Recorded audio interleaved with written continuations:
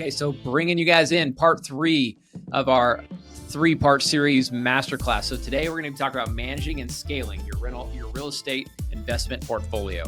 So to kind of kick this off, to tell you guys where this started, right? This all started, everybody could probably relate to this, not too long ago, when the COVID-19 lockdown happened, right? Everybody probably remembers those 4-6 weeks, maybe 2 months if you're out in California where you were locked down, but places like Texas, I think we were locked down for maybe 3 to 4 or 5 weeks, right? So everybody remembers that where they were. I certainly do. At that same time, that's when like oil went to negative. So I actually got the date on here. This was April 21st. And like literally for the first time ever, oil prices went to negative, right? I was still working my W-2 job. I was seeing all this happen. We were going through a ton of layoffs. They literally were laying off 40% of the organization I was a part of at Shell. So all of us were reposting for our own jobs. We were stuck at home because of COVID. And that's when I kind of had this opportunity. And the last piece was one book. I read this book at that exact time, and it was called, you know what? We got the wrong book here. It's actually 4-Hour Work Week. So I read 4-Hour Work Week, and it was incredible because in 4-Hour Work Week, they talk about, hey, how do you leverage VAs to accomplish, like try to build systems or try to get some of your time back. So he's all about building the 4-Hour Work Week, but a big chapter was the VAs. And I was like, oh, wow. So at the time I was managing probably 5 or 6 different properties in Dallas, Fort Worth. I was managing another 10 plus properties up in Wyoming, but I was doing that all from Houston, and I was working my W-2 job and basically wearing a bunch of hats.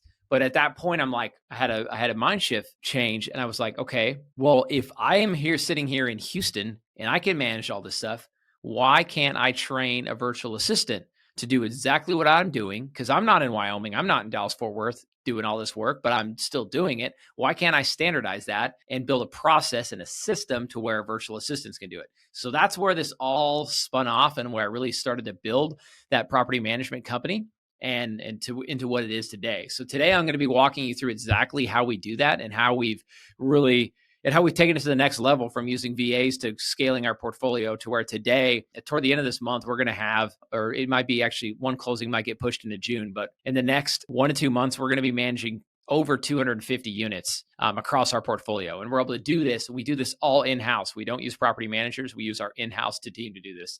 And a complete game changer, as you guys have probably heard me talk about in previous videos, being able to manage your property in-house it makes all the difference in the world.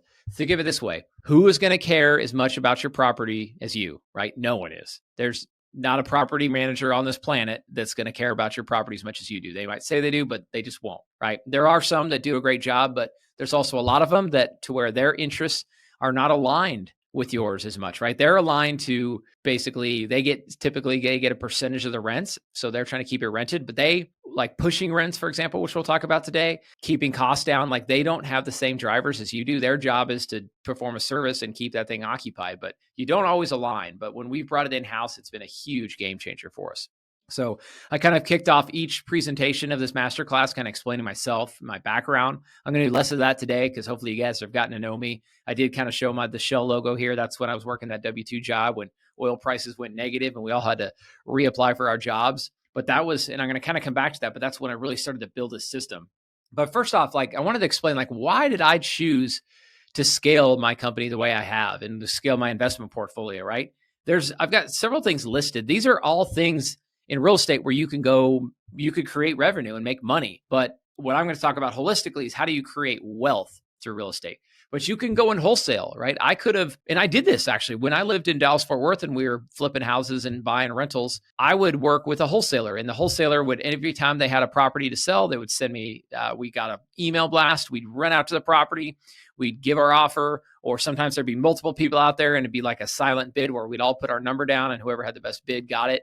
Lots of different ways we did that, but there are wholesalers out there wherever you're at. You can just go buy a property from a wholesaler. But what really drove me to build out my wholesale company, which if you guys watch part 1, I kind of go into like exactly how we do it. But really I was buying from wholesalers in Texas at the time. I think this was like 2018 roughly. But I wanted to buy more stuff in Wyoming.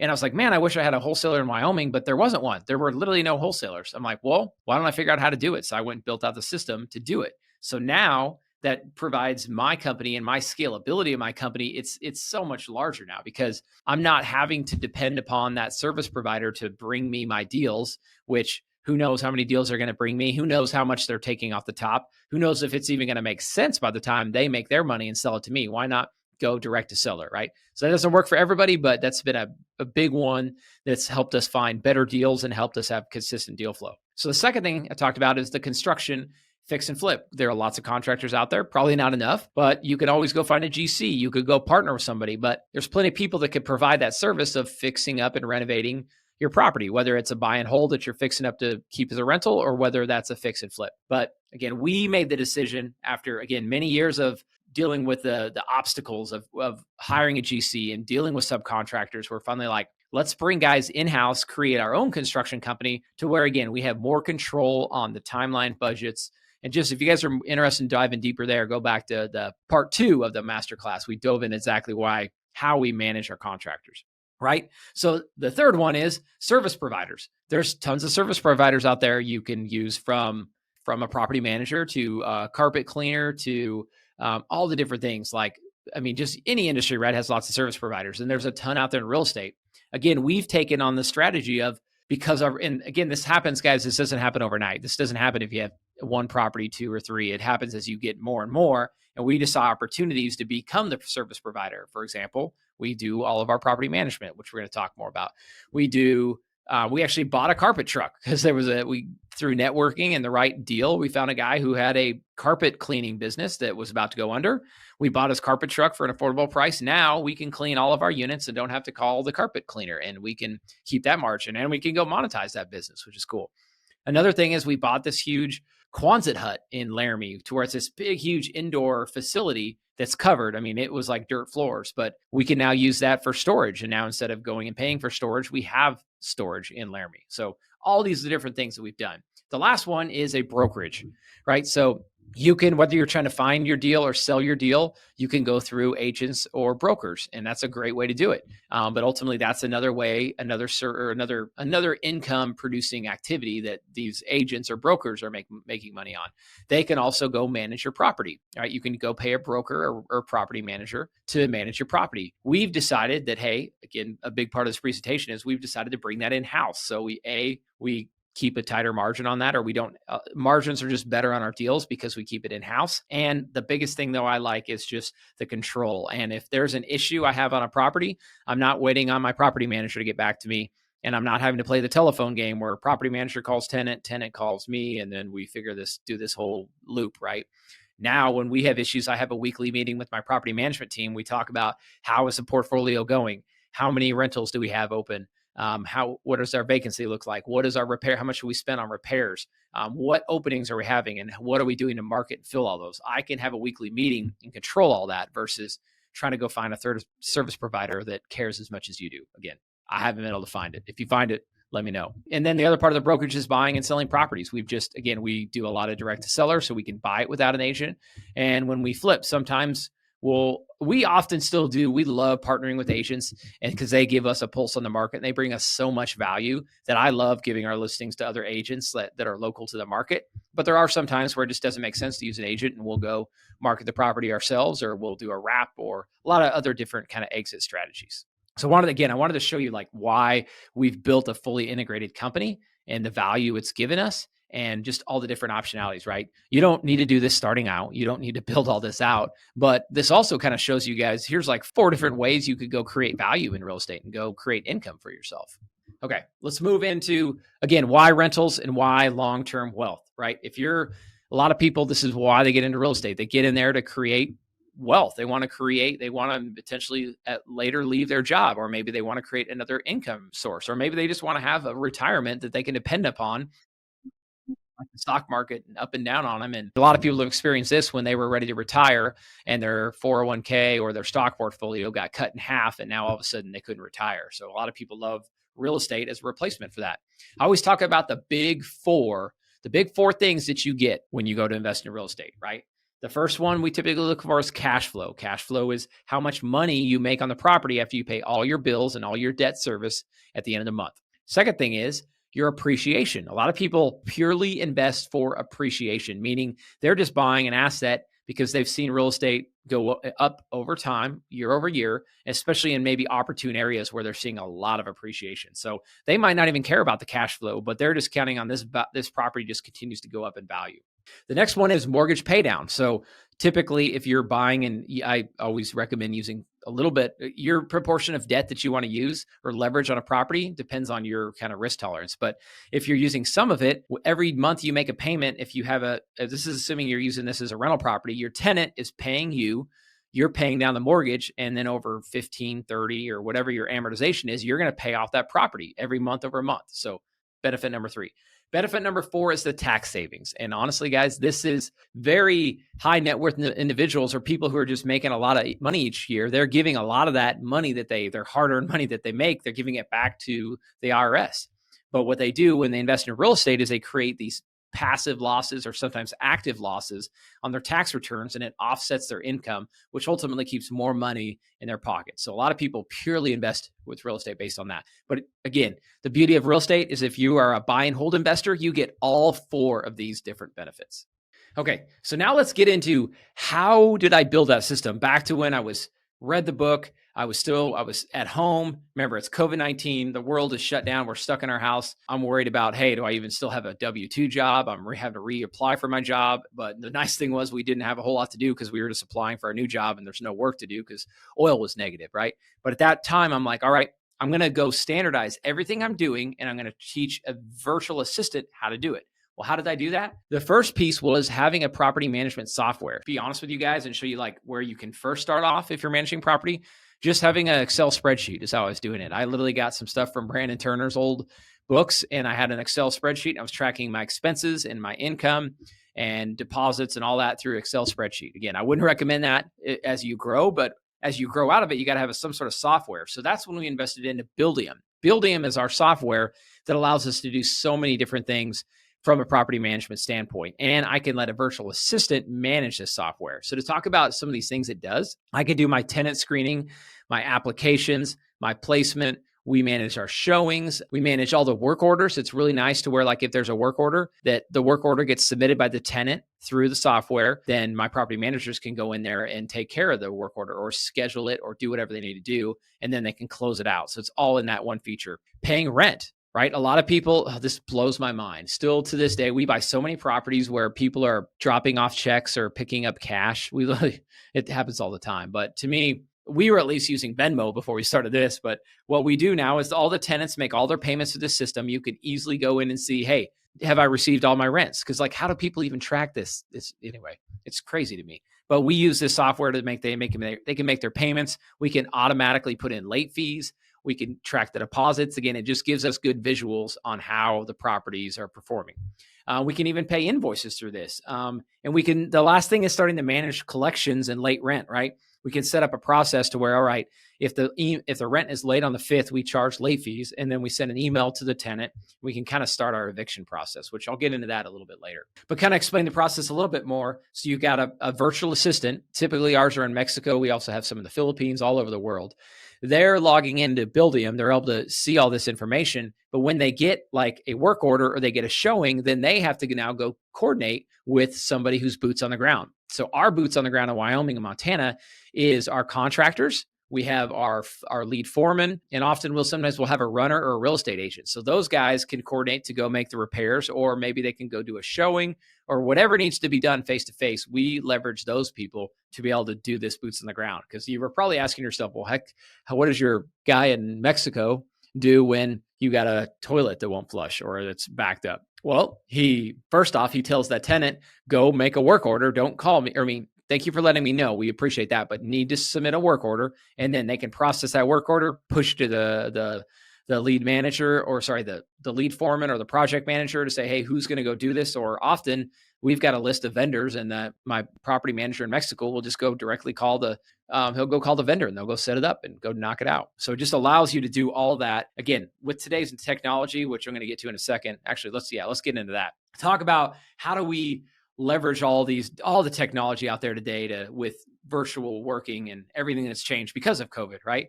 So here, again, I showed you Buildium we just talked about, which again is our property management software. Another big one is how do we monitor our virtual assistants? Well, they clock in using Time Doctor. Time Doctor is a really cool feature where they actually have to record their screen when they log in. So if I ever wanted to audit their time or figure out what they're working on, or are they working on what they're supposed to be, I can go check, and it screen captures their monitor every whatever you want to set it up, however frequently you want. So it's a great way to stay on top and make sure that your employees or your virtual assistants are doing what they're supposed to. And also to help and train them. There might be things that you just need to go help and train, which that's kind of the next big training one is like, how did I train and document and build out SOPs with all these property managers? How did I teach somebody in Mexico how to do all this? Well, two big softwares that I've done. The first one is Loom. Loom, you can see this little Loom one down here. It's the purple icon. Loom is a screen recording platform. This is where I started to record myself. Everything I did, I recorded. So if I was going to go set up a Facebook listing to try to fill a vacancy, I literally recorded myself. Here's what I type. Here's nowadays, it's like, here's how I use ChatGPT to generate this listing. Here's where I go find the photos. First off, here's the contact the photographer you go call to get photos. Once you have photos, then you go and upload to Facebook. Here's where you post it. And again, I just documented everything, every little step of the process I documented. But where did I put it? And how do I keep that all organized? That's where this next app comes into play, which is Asana. Asana is a project management software. A lot of teams and people use it just to manage projects. We do that as well, but I'm actually going to show you the next screen to show you Asana. Asana, we actually have our day-to-day tasks and duties, which are all captured here. The cool thing is I can go in and I can put links in here. I can put pictures, whatever I need, and then I can assign it to someone. This is, similar to Monday.com is another great feature like this, but we use Asana. And then you could put a name and then a due date, and then you could make multiple tasks. It's an incredible software. A lot of people, you could use this for Microsoft Teams is another great platform to do this. But ultimately, I started to record all those videos. I wrote things out in I did Google Docs, and I documented it all, right? I had steps, and then I had a video recording of everything I did, and I was able to standardize it. So some of you guys who love integration and integrating companies and standardizing procedures are probably used to this. But also, if you're like a one-man show and you're like, I have to do everything. Well, I don't want to do everything. How do I train somebody? That seems like overwhelming. Well, it's honestly very simple, guys. You go get a software like this. You don't have to get an expensive one like Asana. I think it's $100 a month maybe, but you can go get Loom. Loom is for free, and you literally can record yourself doing anything, and it'll take time, but just start recording the tasks that you do every day. And that's been a big game changer for me. And now capturing it and organizing it in Asana has been awesome, guys. Here's the kind of second screenshot I was showing of like, okay, here's all the steps. So I talked about setting up a listing. Here are all the different steps. If you click on each one of these steps, you can go and see, again, written procedures and typically a video showing you what to do. So this is how we kind of started to standardize everything. And that way I trained my first property manager. This was the cool thing too, right? I trained and I paid a lot of, we'll get into like how you find these people later, but I trained the first one, actually trained the first two, lost one. I was batting a 500 on the first couple of VAs, but one stuck around. I trained her. But the cool thing was she helped me with these, and now she's iterated them, and now she trains every new property manager that comes in. I don't have to go retrain them. I have my virtual assistant train them, who's the lead property manager that can do all this training. Oh, last one. I knew I forgot one is Voxer. Well, before I go to Voxer, let me back up. We use G Suite, right? We use almost everything Google, our emails through Google. We use Google Docs. We use Google Sheets. We use Google Slides right now. This PowerPoint is built out here. Google Docs to hold all of our Drive stuff. We just try to house everything in Google, which makes it easier. Say what you want about Google, but I do like all the different platforms and all of them being integrated. All of our meetings, for example, we don't use Zoom. We use Google Meet, which is much easier to schedule meetings and to me, it's one click and you're in the room. You don't have to go register for an account and all this. It's just very quick and easy. And then, the last one is Voxer. So Voxer is our walkie-talkie app. This is how we stay in touch. And you can use Slack as another great one for this. WhatsApp is good. What I like about Voxer, to me, the biggest game changer of Voxer, hands down, is the fast forward feature. So when you send a message, I use this all the time. I'll send messages to people, and I might give somebody like a 2 or 3 minute download of like just what I'm thinking. Well, rather than having to spend 2 or 3, that would probably equate to like a 15-minute phone call, but I'll just download them in 5 minutes on a Voxer message. They can listen to that in 2x speed, 3x speed. You could go 4x speed. So I could give a 4-minute message. He could listen to that in 1 minute. That's hard to do if you talk at a normal speed, but most people, I can listen to everything on 2 or 3x speed. That has saved me, guys, so many meetings. to where somebody can give me an update. And I just encourage our team, because this is kind of more of like a leadership and company culture thing. But like, if you're giving feedback, or like a lot could be misread when you're typing things, whether it's text messages or emails. I encourage people to use Voxer, because you might not have time to go get on a call with somebody, but you can give your inflection, you can explain what you're thinking. And like I said, you can go 2x speed, get through it quickly, and get a message across. So that's how we communicate with all of our VAs across the world. And that's actually how we communicate with contractors and everybody on our team. And it's been a huge game changer. Again, there's multiple ones out there. What I like about Voxer, though, is the speed up, because WhatsApp will let you go to 2x, I believe. But like even direct messages, voice messages on an iPhone, you can't speed it up, which drives me nuts. And you can also slide it back and forth and speed it up. So it's really cool. Okay, so kind of that's about all the software. Now I want to talk about like, how did we start to standardize all our properties and all the information we need? So building them houses, the leases, building them houses, like all the information, the ledgers, like how much they've paid, everything goes through there. But that can be, you got to go not dig for it, but you got to go to the property, click in it, drill down. There's a lot of clicks, right? What I created was I wanted to have a snapshot of every property and everything going on this property. So whether it came to the marketing, you can see a screenshot here if you're watching the presentation. We talk about, hey, what is the current status of this? Are we renting it? Short-term rental, long-term rental? Is it vacant? Is it under construction? Kind of a quick status thing. Next thing is like the features. What bathroom count? What bedroom count? Square footage, right? Then we talk about utilities. A lot of our houses, we have to pay for utilities. Some houses, the tenants pay for utilities, right? But this is really like, it's similar to a rent roll as well. But to me, this was like, and also like an REO dashboard. It's a real estate owned dashboard. It's also kind of a financial dashboard of like, okay, here's how the property is currently performing like on a month-to-month basis. Because if you guys have ever tried to keep books on a real estate company with all the depreciation and all the, especially fixing and flipping, like it could be overwhelming. But my REO dashboard helps give me a gut check of like, hey, how are my properties all performing? What does my cash flow look like? What does my net worth look like as I continue to add more assets? And I can go, because one column I keep, what is the current market value? What is my debt on the property? So I can calculate my net worth. And this has just been a really cool thing for me to continue to track as I've scaled. Because I've even had like conversations with lenders and bankers, right? Like we might be not showing a whole lot of profitability on a P&L statement, but we're growing assets. And this helps me be able to see, all right, well, I may not have generated a ton of income on my P&L, but now I can see how much my assets grew and how much my net worth has grown, which at the end of the day, this whole presentation is built around building a portfolio and creating wealth. So this is the one thing I track for many different things. As I told you, we track it from our team perspective, so we can have a quick snapshot of what's going on in the property, and we can kind of track like my growth and my net worth. I'm happy to share a template if anybody's interested in this, and you guys could be tracking the same stuff.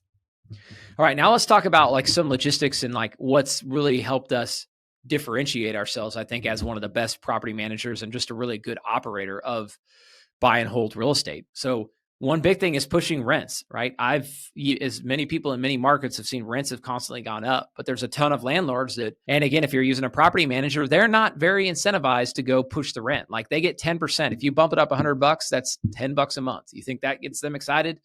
Especially when they're busy managing a bunch of other properties? I don't think so. They're going to keep that thing priced low and it's more work. The thing is too, it's more work when you push rents. You're going to have to go through more applications. I talk to property owners all the time and they're like, man, I just underprice it and I get a bunch of people applying and then I select a person and I just settle for less. And there's nothing wrong with that. That's a great business model. But our model is, hey, let's try to go find the top of the market and let's work a little bit harder. And the way we work harder is, again, it was me early on hustling doing this. This is how I built it, right? But what I've been able to transfer it to is virtual assistants and training them how to, hey, all right, every year we look at our rents. We're like, hey, can we bump this? Should we bump this? Or maybe we need to go make some repairs and improve this property before we bump rents, right? But we're always challenging and pushing that. But the way you do that is you got to have good photos and you got to have good marketing, right? We use a variety of marketing channels and we take the time and pay the extra money. This is, if people do short-term rentals, they're used to this, right? You make your money on those pictures, right? You go pay for nicer pictures.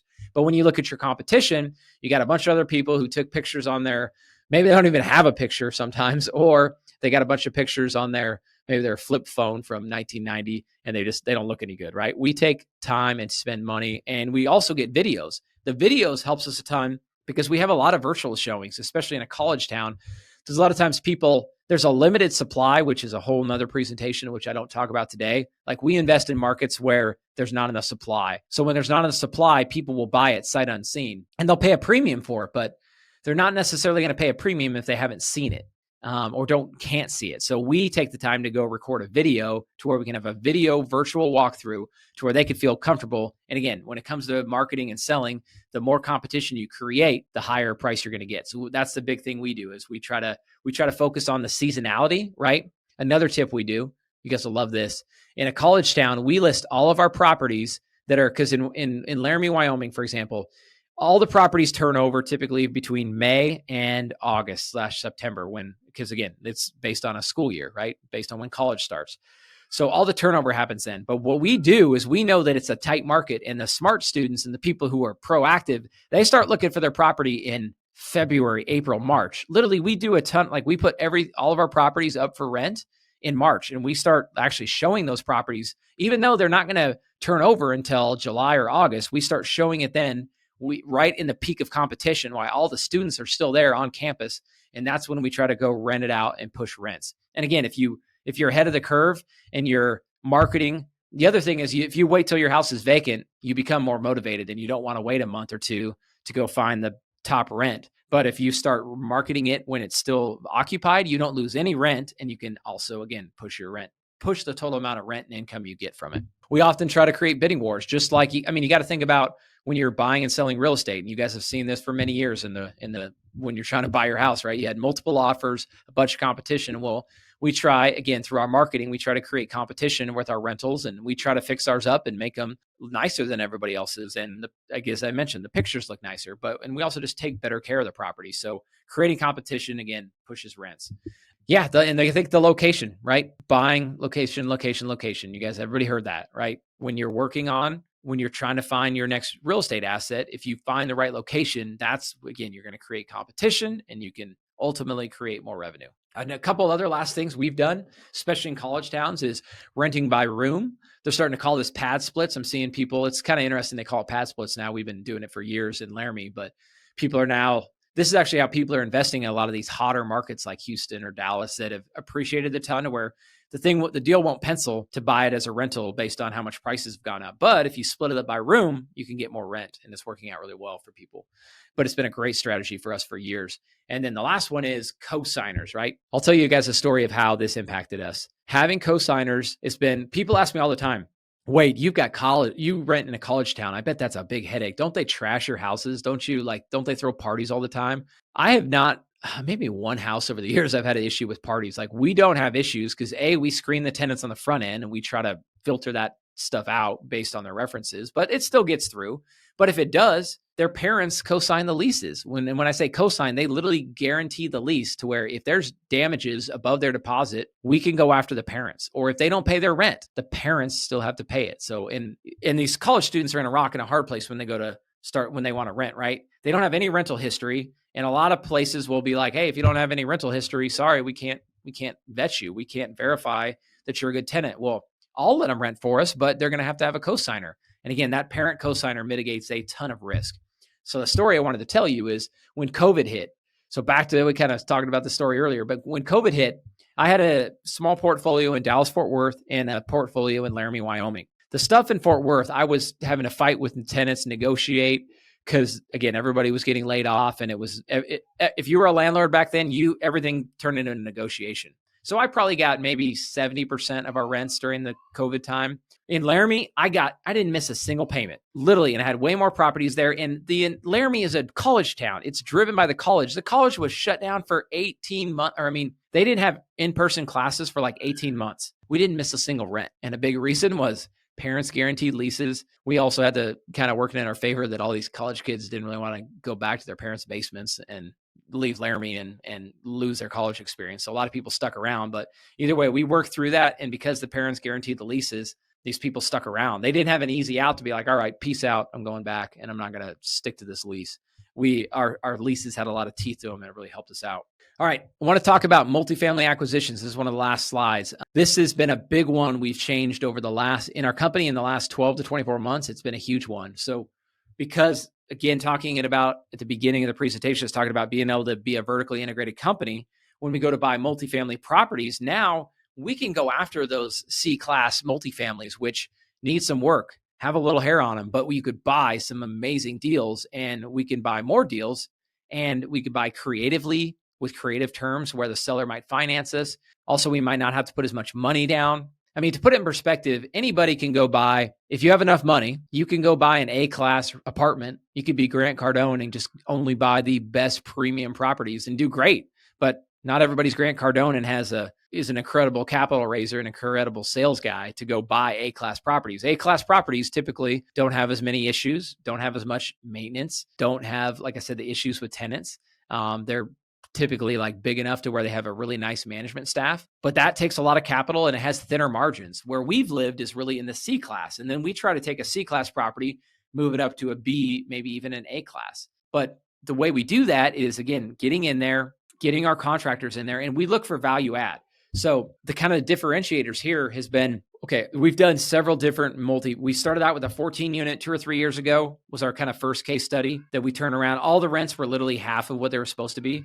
The next one is a 63 unit in Casper that we're able to turn around. And now we're going to go do another 45 unit that we're closing later this month. But it's kind of the same story. You get in there, you got to deal with a bunch of evictions because unfortunately you're inheriting tenants that you didn't get to screen. And I haven't talked a ton about tenant screening. That's a huge part of our property management process and a huge thing that I spent time, like literally I built out my SOPs to where this is the application. This is the people you call. You call their former employers. You call their former landlords. You call references like a character reference. They make all these calls to verify. If you could be proactive on the front end and find the right tenant, it makes your life a lot easier. But unfortunately, there's a lot of properties and a lot of owners that don't do that. They'll take the first guy that could pay and has enough for the first month's rent, and boom, they fill the unit, right? So when you're buying multifamilies, often we take over a tenant base, which is not one that we've screened. So what do we have to do? Well, inevitably they're late on the rent, and we don't tolerate being late on rent. So we have to go through the eviction process. That's another cool one, guys. We've standardized our process. Typically, if you don't do it the way we do, you're hiring an attorney and it can be $300, $500, maybe a couple $1,000s to go evict, depending on your state, which is a whole nother conversation. We love in Wyoming because it's very landlord friendly, and we run our eviction process in less than 30 days. To kind of give you guys perspective how we do this in-house, we don't have to use an attorney. We just follow the process to where I'll walk you through it. 5 days after the first of the month, rent was due on the first. It's the 5th day, they're late.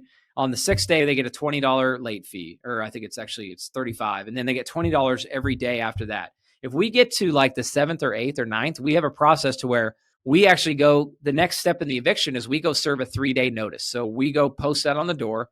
It's a 3-day notice to pay or quit. If they don't pay, then the 3 days and they don't do anything and that is served, the 3 days has started. So maybe you serve that on the 9th. Then on the 12th of the month, now they still haven't paid. Well, now you have the documentation you need to go file this at the court. So you'll take your 3-day notice, you'll take your lease. We've just standardized all this. They take all the documents, fill it all out to courthouse, and they set a trial. And luckily in Wyoming, some of these smaller towns, like we'll be in there within a week or two in front of the judge, and we just show the documentation. They didn't pay. We served a 3-day notice. Then the judge serves the whatever your state, however that works, but essentially approve that, or I'm speaking legal jargon, but they'll basically approve it, and then we can go get a sheriff and they'll go remove the tenant. So literally I've got that down to where within 30 days, we can have somebody who's not paying evicted, and we don't have to go pay thousands of dollars to an attorney. We just run the same process. But again, because we have so many units and we do this over and over, we're able to adopt that process. And guys, literally this goes to where, like, if you have typically an eviction can cost you thousands and thousands of dollars. I mean, I'm ignoring like all the repairs and like all the destruction, but just them like not paying rent. But because we can get them out in 30 days, we always get at least 1 month's deposit, right? So you've got that 1 month's deposit. If I say they're not paying and I can get them out in 30 days and start marketing that ahead of time, I might not lose any revenue because, I mean, provided they don't go destroy the place. But typically we do inspections and stuff to counteract that. But because we've got this eviction process down so ironclad and so efficient, we're only out 30 days. And again, like I said, the deposit might cover that. So anyway, those are kind of some ways we've really managed our multifamily acquisitions to where we've been very proactive and very strict when it comes to evictions. Like this is my recommendation. When you're working with multifamily, you just can't, all these people are going to have excuses and reasons why they can't pay. But if you don't set a standard, you can't hold people accountable. One of my favorite parts, which is a book, actually, I'm going to show you guys in a second. Yeah, this is a book about how to get started. It's this book from Brandon Turner. It's and this is a really great book if you want to like do it yourself and manage your own properties. This is the first book I read, right? I read this book and then I started I was doing it when I like rewind the tape back to before COVID and when I was managing all those properties myself. Well, the way I did is I built a system based off this book. And again, I was executing the system. But one of my favorite things Brandon Turner says is they're like, I mean, I hate to say it like this, but your tenants are like pets. You have to train them. And if you let them get away with things and you let them get away with not paying rent on time and or doing what they're supposed to do or following the lease, they're going to continue to do it and they're going to walk all over you. So we've just learned to be very strict on that stuff. To kind of wrap things up here, I kind of had some notes here about finding VAs. I'd encourage you guys to reach out if you need help, but we typically, you could pay. There's a lot of different ways to pay them, whether it's PayPal or TransferWise. There's plenty of platforms that allow you to do that, to pay somebody overseas. As I mentioned, we use Time Doctor to take care of their time. It's only $30 a month to have Time Doctor to track that. And then retention, a big one is we treat these people like they're on our meetings. We have fun on our meetings. We play music. We have jokes. Like they're part of the team, right? They send emojis. It's fun and they're part of the team, right? So I just recommend if you do have a virtual assistant, treat them just like you would anyone else that was in your office or maybe another coworker. Because these kids, if you build a culture, you can really start to hire these people and retain them. And security measures, right? There's a lot of different things. A lot of people are scared. Oh, wow, you're giving access to somebody that you don't know and you've never seen. Like I've never seen, actually, I'm hoping to meet one of our virtual assistants abroad for the first time this summer because she now lives in the US. But until that, out of my 10 or so virtual assistants, I've never met anyone, but we've got security measures in place and you could vet them. And obviously we don't share all of our confidential information the first day they start, but as we build trust, then you let them do more and more. I've got a list here of like lots of different things we use virtual assistants for, not other than property management. I won't kind of go through this, but I just want to share this with you guys. Like the opportunities are limitless when it comes to virtual assistants, and it's completely changed multiple phases of our business. We use them in every single part of our business. And again, guys, I highly recommend it. And again, if you need a referral or need help finding them, we're happy to help you. So I kind of talked about, I already teased this a little bit, but I want to tell you like, hey, how do you get started? Let's say that you want to manage your own property because you're like, you know what, Casey? Yeah, you're right. I want to have the control. I want to be able to push my rents. I want to be able to manage evictions faster. I want to be able to manage the repairs of my own property. Like, how do you do it? Well, here's a great book. It was written several years ago by Brandon Turner and his wife. It's a great one to basically it's going to give you the whole playbook of, hey, how do you do this yourself? Do it yourself, right? But the other thing is you can hire a property management company. They'll typically, I've seen them charge between 5 and 12% of the rents. And they'll typically charge you a placement fee. But as mentioned, that's a great way to do it if you want to be completely passive. There's nothing wrong with that. We help a lot of people with that, but that's just another option. Anyway, that's going to wrap it up. I'm going to let you guys ask any questions, but if you guys here's a couple links here to my Instagram channel and also my YouTube channel to go watch more of these. I encourage you guys to go watch the other parts of the series where, again, we talked about how to find the deals, how to fund them. And then we talked about how to manage contractors. And today obviously went really deep into how do we manage our properties. But if you guys have any questions, go watch those videos. Shoot me a direct message though. If you're watching this recording, whether you're watching on YouTube or whatever platform, leave a comment below with your question. Or if you liked it, enjoyed it, please like and subscribe. We put a lot of time and effort into this. And if you guys like it, that helps me. I really want to help and share this with more people. So please appreciate anything you guys could do to share that. Yep. And I think that's it. Here's a couple more. Yeah, again, I'll just leave this on while we ask questions, but here's some resources and let me know how I can help you guys. All right. Keep those questions coming in, guys. As mentioned, leave comments in the description. And also, if you didn't catch this today, please reach out. We'll send you a link to the full YouTube video and love to share more with this so you guys, and then you can watch it on your own time at your own leisure and get through it. All right. Thank you, guys. We'll talk soon.